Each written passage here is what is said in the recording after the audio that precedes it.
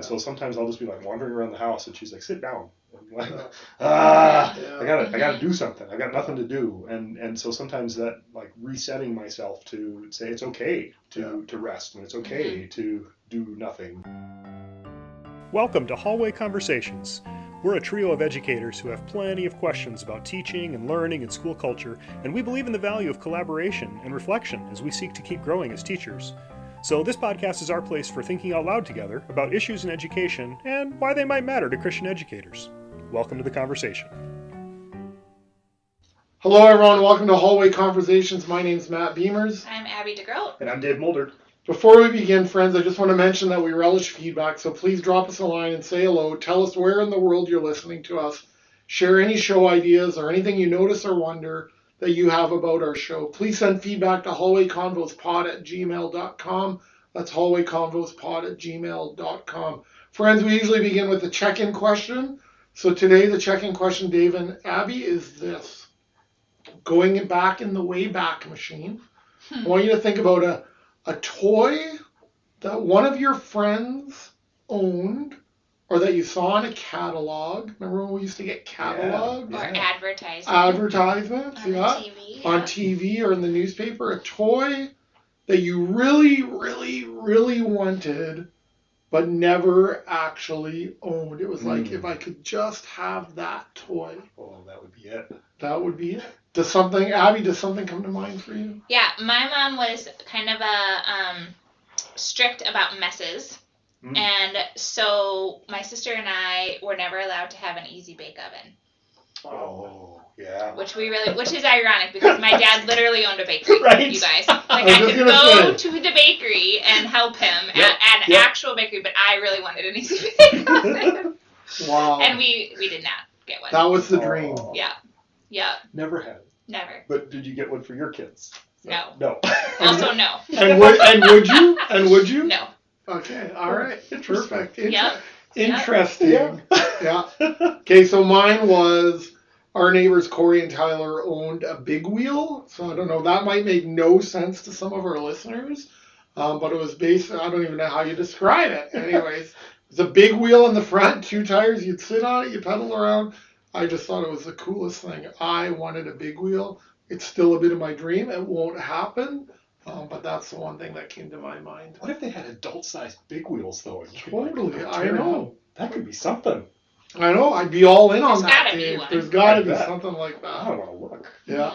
Yeah. How about you, Dave? So I had really great neighbor friends growing up, and I'm just the right age. The Star Wars action figures are about 4 inches tall. Oh, We yeah. had the Star Wars, and my neighbors had bonsai trees in their backyard, and so suddenly we're like acting out scenes from the movies and the trees. So they had the Millennium Falcon. Oh, Set with this classic spaceship, and I wanted it so bad. But at least I got to play with it with Chris and Todd, but I never had my own.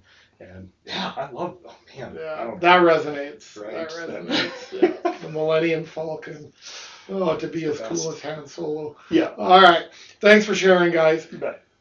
Dave and Abby, in some or most places in the United States, the end of the school year is in sight. And I know in places like Canada, we have some listeners up there, it's coming quickly. And in fact, up north, it's the Victoria Day long weekend coming up, which is sort of signals the beginning of camping season, but also the home stretch in the school year. And Dave, I know you've been reading a little bit. And you came across that might be timely with where many, not all, but with where many of us are in the school year. So do you mind sharing? Absolutely. So the book that I have here in my hand is called How to Do Nothing. And it's by Jenny Odell. And I actually read and reviewed this book about 2 years ago on In All Things. And I'll post the link to that review. I wrote a kind of symposium-style review with a couple of our colleagues, not in education, about it. Anyway, the subtitle of this book, How to Do Nothing, the subtitle is Resisting the Attention Economy. And the author is, Jenny Odell is an artist, like a visual artist, but she's also a really good thinker about kind of our lived experience in the flesh, in real life here, and how social media is really screwing things up in a lot of ways. And so she uses that phrase, she didn't coin it, but the attention economy, so much of social media is designed. It's like designed to capture your attention and make you scroll mindlessly. And so, Word. right? Yeah. and so the whole book is kind of, it's not just a screed decrying like, oh, people should get off social media. It's not that, but it's like, how do you resist the attention economy? And so this whole idea of doing nothing. So she goes through and talks about her own story. She lives in San Francisco and how she was well before the pandemic. Even I read the book during the pandemic, which made it feel very timely. And like when we were on lockdown and stuff, it was fascinating. But she would talk about how anytime things started to feel overwhelming for her because of politics of the day and things she's reading on social media, she would leave her studio space and go walking down to this rose garden. And like the grounding that she found in actually being out in nature. And in the first chapter of the book, she talks about how she got to know the local birds. She wasn't really a bird watcher before, but she could recognize individual birds because she started paying attention. Wow. And she would notice this in this rose garden. And so I'd like to read a little bit from the beginning of this book to just kind of get at what she's talking about here. And then I hope we can just talk a little bit about like what does doing nothing actually mean and look like. So she says this: direct sensuous reality, in all its more than human mystery, remains the sole solid touchstone for an experiential world, now inundated with electronically generated vistas and engineered pleasures. I love that phrase, right? Like that idea, like this direct sensuous reality. She says, only in regular contact with the tangible ground and sky can we learn how to orient and navigate in multiple dimensions that now claim us. Right? So we actually have to like get our hands dirty, get our feet on the grass, kind of a thing here, right? And then she says this, I consider doing nothing both as a kind of deprogramming device and as sustenance for those feeling disassembled. I thought that's an interesting way of saying it, right? Like it's a deprogramming. Okay, so this first part, deprogramming, her idea about doing nothing. So often we talk about FOMO, right? Fear of missing out, right? And she says instead we need to reimagine FOMO as NOMO, the necessity of missing out. The necessity of missing out. Or if that bothers you, she says NOSMO, N-O-S-M-O, the necessity of sometimes missing out, right? Like that it's okay. It's okay to miss out on things happening on social media. Take your earbuds out. Stop trying to put filters on every view of things, right? And then the last bit of it that I want to read to here, she says, this is thinking about like, how do you learn how to listen again, or relearn how to listen, right? So doing nothing offers us a sharpened ability to listen. To do nothing is to hold yourself still enough that you can perceive what is actually there. And that hit me so hard because I think how often, even when I'm out walking my dog, I've got my earbuds in. Like I'm not just experiencing the world around me. Ironically, I'm usually listening to a podcast while I'm out doing things, right? Or I've always got my phone in my hand because I want to capture a second of video for today because I try to document my life, or I want to capture a photo that I can post on Instagram later, right? And yeah, it just has me wondering, this idea of doing nothing, resisting the attention economy, are there things that we should think about or play with or try to do differently as we explore the world around us? And maybe, especially in this really busy season where teachers are feeling slightly overwhelmed as we're wrapping things out. I guess I'm putting my own view onto this, right? I always feel a little overwhelmed. Are there ways we can be really intentional then about opting out of some of that? Yeah. So can I just start by asking a question of both of you? How are you, if you were to do kind of a personal audit, how are you at doing nothing? And can you start, Abby, how about you? Like, how good are you at doing nothing? If I can be really good at it. Okay. But I also get sidetracked, right? I think if I'm not intentional about my phone use or my tech use, I can get sidetracked by it as well. And I've kind of found that a little bit. I was very strict about my social media use while I was finishing my degree. Oh, yeah. Because I just had no time for it. And so I was really intentional. Yeah. I took my apps off my phone. So it was more work to get there. I didn't have Twitter on my phone. I didn't have Facebook on my phone. And I still don't have Facebook, but I put Twitter back on and always on Instagram. And I found myself, since I finished my degree in December, getting sucked back in. It's interesting, isn't it? How quickly that shift can happen for you? And because I think I've given myself permission. Right? Because I don't have this pressing, huge thing. Yeah. Even things like we bought a new house in November, and so I can just go down the rabbit hole of home stuff. Sure. Right? Yeah. And so I can be really, I love to be outside. I love to, as a kid, I wandered forever, right? It's my favorite thing. Yeah. My grandparents had a farm, and I was great at it. Yeah. Like, I have vivid memories of just being outside, right, all day. So I can do it, but I have to be intentional about it now as an adult. Yeah. How about you, Dave? That really resonates with me hearing you say that, Abby, because I find that for myself. There are seasons where I'm really good about being fully present in things, but it's really easy for me. The whole idea here is that when she talks about the attention economy, that connects with me, because I find that, like, if I'm not intentional about avoiding it, I'll just sit there and scroll and scroll and scroll, and it's so easy to get sucked into that, because that's actually what it's designed to do, right? And I'd always kind of say I don't have a lot of sit in me. Like, I don't do well with unstructured time. Like, that's just the way that I'm wired up, I think. I have to have a plan, and I got to kind of carry something on. And like my wife would say, Missy would say, that I get a little unsettled if I don't have enough to do. And so sometimes I'll just be like wandering around the house, and she's like, sit down. I'm like, I gotta do something. I got nothing to do. And so sometimes that, like, resetting myself to say it's okay to rest, and it's okay to do nothing, as long as it's purposeful doing nothing. That's the weird thing in this whole idea, right? Yeah. How about you, Matt? Yeah, no, it's a good question. I would say generally I'm pretty terrible at it. Like, if I'm around the house, like the thought of doing nothing, I get restless. I actually get pretty grumpy. And so that's hard for me. So if I'm purposeful in my doing nothing, so I love to walk. So I walk a lot, and I made a choice quite a while ago, actually, to not do earbuds. And I tried it this winter. And there was a part of me that really enjoyed it, because it's the fear of missing out. Like, I should be listening to something, and all these people are talking about these podcasts. And so, that is the irony, right? Like, I've texted you before, what podcast should I be listening to? Yeah. But I've opted again this spring to go without. Like, I love to hear, especially when I'm walking, like the birds. I love the smells, and I just feel like if I'm not listening to anything, I'm in tune to all those other senses. But I love to go for drives and just listen to music, and just through the countryside, which there's lots of countryside in Iowa. I think part of it for me at times is it becomes a guilt thing if I'm not. Like, I feel like I should be doing something, and how do you give yourself permission to do nothing, and to define what nothing means, right? Well, right.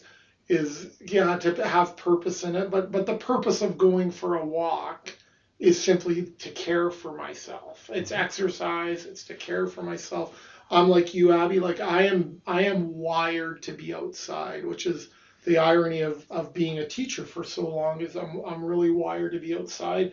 We loved camping in the summer. That's like, camping is one of the most life-giving things for me. And if I can be by water while I camp, that's the best. Sitting around a campfire, I could do that for hours. So, but it's something I have to remind myself and be intentional about. And I do think the guilt thing is a real thing for a lot of people, like to rest and actually know we need to do that. Like, it's good for us. Totally. And as you're saying that's exactly how I feel. Like, that sounds crazy to say I have to work at doing nothing. Yeah. Right. But I do find that for myself. Yeah. And it makes me wonder how many teachers, I'm sure there are some folks who have no problem. Hey, I'm done with school for the summer. I'm going to read what I want to read. I'm going to sit in my hammock in the backyard. Whatever, the social media thing, I think, is a real thing. Like, so I made a choice 5 or 6 years ago to get off Facebook, and I've never regretted that. I spend too much time on Twitter, but in fact, less than 2 weeks ago, someone showed me that on Twitter, right? Because it's all based on an algorithm. Yes. So it's all the things you're interested That's that in. attention economy. They're right? And ways to hook you. So did you know, like, there's a little star up in the corner that you can switch your tweets, what's in your feed, from algorithm to actually just what's coming in time-wise. So instead of recommend, and I have found since I've done that, I actually spend way less time on Twitter because it's not all the things that I want to keep reading about. I also learned that you can mute certain words Yes. on Twitter, and that was actually really good with just around when political things are popping up. Is like, hey, I'm just going to mute these words so nothing around those words appears in my feed because that's either too discouraging or, even if it's around sports or things like that, to say I could spend a lot of time reading about this. So just making choices like that. I really like the idea of the NOMO, like the necessity of missing out. But that's hard. That's hard for me. I don't know about. It's not hard for me. No. You just like not a little bit. Not with but I'm an introvert who likes to if you want to go someplace and I'm not there, I have no problem with you going. Sure. Right, but I can see on social media a little bit, right? Like I like to know also what the news is and what's going on a little bit. So that way, I think it would be more difficult for me to tune out completely.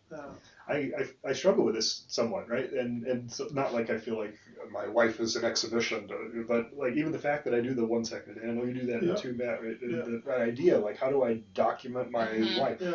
Who cares about that? Well, I care about that. Right, it's for you. Right, but if it's really just for me, do I need to put my month in review out on Instagram every time? And I do that, and so it is kind of this exhibitionism in a sense then, right? And just like, I guess, interrogating our motives for that. Right. That's part of what this whole idea of how to do nothing, right? Like, I don't think that's a bad thing necessarily to want to share your life, but to what degree are you sharing your life, and how are you sharing just the highlight reels of your life versus actually living your life? Yeah. No, and I think about that. I think about that too, right? Like what's motivating me to post this picture, and what kind of ideal life am I presenting, right? That people are, and what messages are we sending by that, and then what about for the people for whom life isn't ideal, which it isn't for anyone. Right. But we show the idealized version of it. We show the idealized version of it, right? And there's times as well where I see people who go the other extreme, who like to show how messy their lives are, right? And how and that also in its own way becomes a bit of showmanship. So I don't know, it's this. I always have to check my motives. I always think it's a cross-reference for me too with motherhood, right? Because I feel like I have to document my kids. Oh yeah. And also, their photo albums don't exist, right? Like so, in social media, a lot of times, I have to get better about doing it offline or about doing it in a different format. But I often feel like Instagram is like their picture book in some ways. Right. Yeah. I mean, what's something for you now? Outside of school that is life-giving, that's maybe not doing nothing, but it is a way for you to do something besides your professional life. What? Yeah, my kids are at great ages to do things, and so I would say being intentional about playing with my kids. Right on Friday, my oldest was at a friend, but my two youngest and I biked to the campground in our town. It's a long bike ride. It's probably 3 miles from our house. Yep. And they got a new tetherball. Nice. At the campground. And so I taught they had never seen a tetherball. What? Wow. Oh, this is great. I know. So my 9-year-old and my 6-year-old, I beat them both quite handily. Yeah. I am not the kind of parent who is easy on my children on games. So it was real fun for me, right? And Reese is like, "You're too tall." I'm like, "Yeah, you gotta learn the physics of it." That's right. Right? You are not the mom who's letting your kids win. Oh, no way. No way. Great. That's not real life. But I do think there's something about, and I've done this, right? Like go outside, say to your kids, go outside and play, and there is. For sure to go outside and play. But there's something to be said about going outside with them and playing alongside them. I love to throw the ball with my kids. Things like that. Yeah. No, that's a powerful model, even a parenting model, Abby, like just as an encouragement, I think. And I please don't, I am not a model. Right, in everything. Like, it's not all the time. No. I often am like, you go play with your friends. Sure. Yeah, but it's a good reminder, I think, right? It was. And the bike ride was very fun. It was good for all of us. Yeah. Well, Awesome. it comes back to this idea of intentionality, right? You're making an intentional choice. This is how I'm going to choose to spend my time. It's not just this mindless kind of thing, right? Yeah. And I guess that's the thing that I'm thinking about right now too, Matt. And for me, one of the struggles is I do sometimes feel I'm in Enneagram 3, so I feel like I need to achieve things and I need to be able to quantify things and measure like how. And so even things like I love to ride my bike, and I've talked about that on the podcast before. But I set a goal every year for myself of 2,000 miles, and it's like, and I can kind of count an increment to this, and I'm getting close to 400 miles for the year already, guys. And I'm like proud I can say that. But okay, like this morning it was raining, and I didn't go for a bike ride, and I had a meeting, and I'm like already plotting out the rest of my day. It's like, okay, is it going to rain later? Because then I'm going to have to try to maybe over lunch I'll go for a bike ride today, and like that's kind of silly. But at the same time, there is that intentional planning piece of it, and so I'm planning to do that thing that is life-giving and restful for me too. And so this is another one of those places where I think both things can be true. Right? Yeah. My kids and I set a goal for every Friday this summer.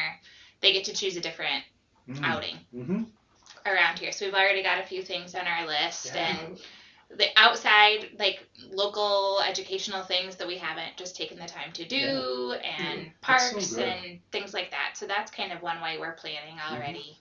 We did that when our kids were at the ages of your I mean, mine are high school and beyond now, but to just say, like, what are the 20 things we're going to try to do this summer? And we would actually, like, make these little circles that had them, and we had, like, the 2 doors of our pantry covered. And so that's a great idea. All on the one side, and say, like, by the end of the summer, we're going to try to move all these little circles to the other side. And, that's a great idea. And it just made it a visual thing. And then it was, like, hey, we've got free afternoon. What are we going to do today? Okay, let's grab one of those, right? And again, just kind of planning, but it was flexible. Like, if we didn't do these things, we weren't going to beat ourselves up. But it was like, we've got ideas. Some of those things we want to do. And I often, especially on Sundays, we'll find, like, look at a map and what's within 60 or 90 minutes of here, a drive in terms of, and if you're willing, for myself, I love driving too, to go 60, 70, 80 minute drive. There's so many beautiful parks and hiking spots.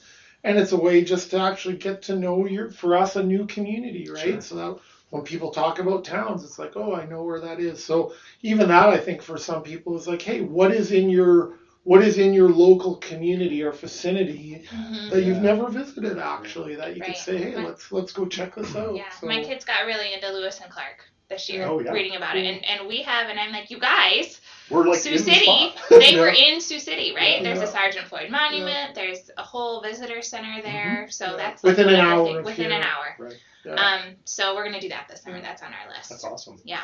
Dave, one of the things you also talked about there, this idea of like getting our hands dirty, our feet in the grass, right? And I think about I see more and more people who are looking for places and spaces for their kids, like outdoor education, outdoor kindergarten, or out, like, there's more schools that are sort of finding ways to integrate the outdoors into learning. But I would think that would be really important for adults too, in terms of like literally getting your hands dirty at times. Is that something for you, like the biking? What is it? Biking for me, I've got an inflatable kayak, and I realized that Miss and I were talking about that just the other night too. It's like, I think I only went kayaking one time last summer. Yeah. Oh, what a shame! And there's so many nice little places around here, but I have to plan ahead for that too, right? And but to get out there and do that kind of stuff. Again, that intentionality of choosing to spend your time in particular ways, and then I think making space to do it outdoors. I think that is good. Like, we are created for that. Like, that's how God created us to be. That we should be in creation. That's part of the creation mandate, how to care for creation. To care for creation, you got to love creation. And to love creation, you got to spend time with it. Yeah, no, those are wise words. Friends, we know that your time is valuable, and we want to thank you for joining us today for another Hallway Conversation. So whether it is this day, this week, this month, we hope the Lord gives you what you stand in need of to end your school year well. And we want to send you from this place with this blessing. So to our friends, God go before you to lead you. God go behind you to protect you. God go beneath you to support you. God go beside you to befriend you. Do not be afraid. And may the blessing of God, the Father, the Son, and the Holy Spirit be upon you. Do not be afraid. Go in peace to love and serve the Lord. Amen. Thanks for listening, everybody, and have a good week. This podcast was quite literally dreamed up during one of our actual hallway conversations. Our music is by Ethan Mulder. Hallway Conversations is an independent podcast created and produced by Matt Beamers, Abby DeGroat, and Dave Mulder. Thanks for listening. I'm just trying to think if there's any silly thing we should say to put a stinger on the end. I got nothing.